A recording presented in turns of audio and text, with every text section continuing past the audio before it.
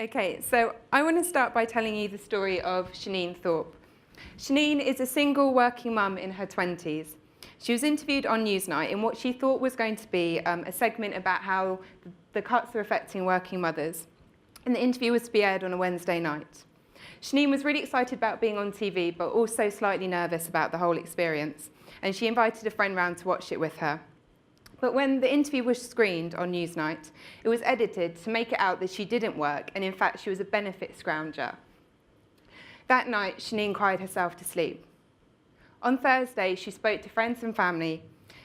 She was really upset because they'd been embarrassed by the whole thing as well, and she started to get angry.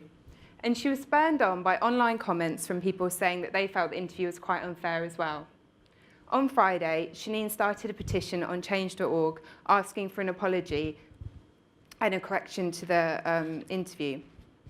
By Monday, 25,000 people had signed her petition and joined her. And in the space of one weekend, she became the figurehead for a movement of people angry about how single mums and benefit claimants are portrayed on TV. Within a week, the editor of Newsnight called her personally to apologise. But fired up by the support, Shanine didn't accept that. She knew she deserved an on-air apology, and she was determined to get it, so she persisted. By now, you see, she was a campaigner, and she had 25,000 people supporting her. And on the 1st of June, Newsnight did air the on-air apology for her.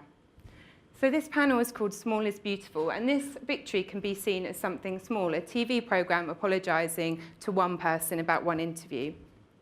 But there's also another way of looking at this. A working mother who's never before campaigned on anything in her life, taking on a national institution and winning. And in doing so, securing a victory for how the media portray people on benefits and working mothers. So Shanine's a campaigner now, and I'm really excited to see what she's going to campaign on next. And it doesn't end there. Every day, people are using the internet to fight and win campaigns about things they care about. So we have the pub landlord trying to keep his pub independent. Peter, a London tour guide who wants to protect a unique set of sculptures from the developer's bulldozer. He actually met with the developers last week. One of the senior developers called him from the developer was on holiday but had seen the petition and called from his holiday to say, okay, I'll meet with you next week, let's work this out. This is a group of independent businesses clubbing together to keep Costa Coffee out of their high street. This is Shanida from Birmingham. She was taken out of education and forced into marriage when she was 16 years old. Now in her 40s, she has over 150,000 people supporting her petition to get Malala nominated for the Nobel Peace Prize. Every month, more than 15,000 new petitions are started on change.org. We have 1,200 started each month in the UK alone. More than 12 million people use the site around the world. And in the UK, we have about 1.5 million people using our site to start, join, and win campaigns. And we have a small team of us supporting these individuals with the tools and expertise that are normally only available to large organisations. This is Lucy Holmes. She's an actress from Brighton, and she doesn't like the fact that bare breasts appear every day on page 3 of The Sun. She doesn't think the largest image of women in our media should be a half-naked model with a mock opinion on the top news story of the day. But page 3's been around for decades, and people who have tried to stop it before have failed. Take Claire Short, for example. She's a woman in a position of authority. But times are different now. We live in a world where people can build social movements overnight. Lucy started her petition on change.org, asking Dominic Mohan, the Sun's editor, to end page 3. 50,000 people have joined her so far, and now this is no longer a petition. We've had boycotts of national supermarkets, weekly protests outside the Sun's office, YouTube poetry, a night of comedy in the West End. What started as a petition has grown into a social movement, and it's become a focal point for men and women around the UK who are concerned about how women are portrayed in the media. And if you want to see examples of innovation in campaigning, I would advise you just to take a moment to look at the No More Page 3 Tumblr. Because when a campaign isn't about a brand or an organisation, but instead you give power and permission to individuals to make the campaign their own, to make their message their own, you'll be really amazed by the innovation and imagination that people show.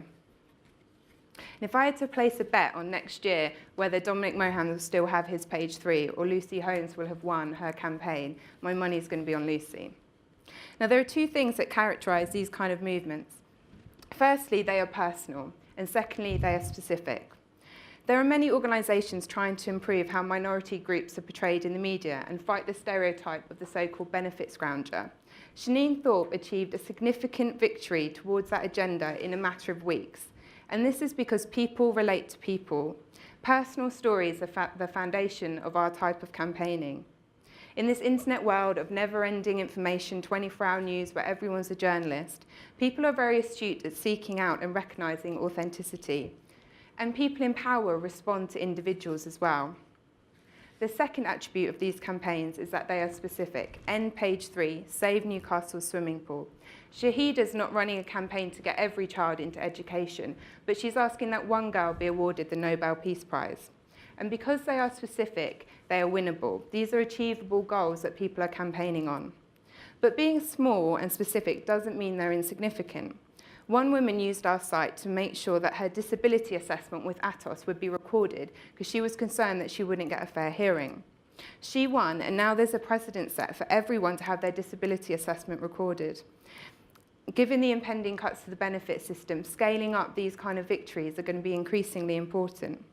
But what's most exciting to me personally about these kinds of campaigns is not counting up every victory we win, but it's seeing people who have never before started a campaign, never before started a petition in their lives, suddenly realising the power they have to change something in their community.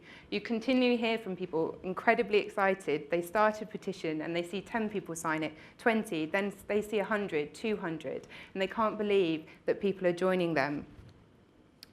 At its heart, the internet and social media is a communication tool, and just like any other tool, it could allow the same people to have the same conversation about the same things. But these tools are getting easier to use, and more people are educated and enabled to use them. And as that happens, new people can be brought into the conversation. So traditionally marginalised and disengaged groups can pull up a seat at the table and build enough support to be listened to. Over the next few years, I think we're going to see increasing numbers of people engage with this and realise the power that they have to change something in the world. And we'll have a new generation of campaigners, from the pub landlord to the working mum, from Shahida to Shaneen. I think that's going to be really good for innovation. I think it will be good for business, and I definitely think it's good for democracy. Great. Fantastic.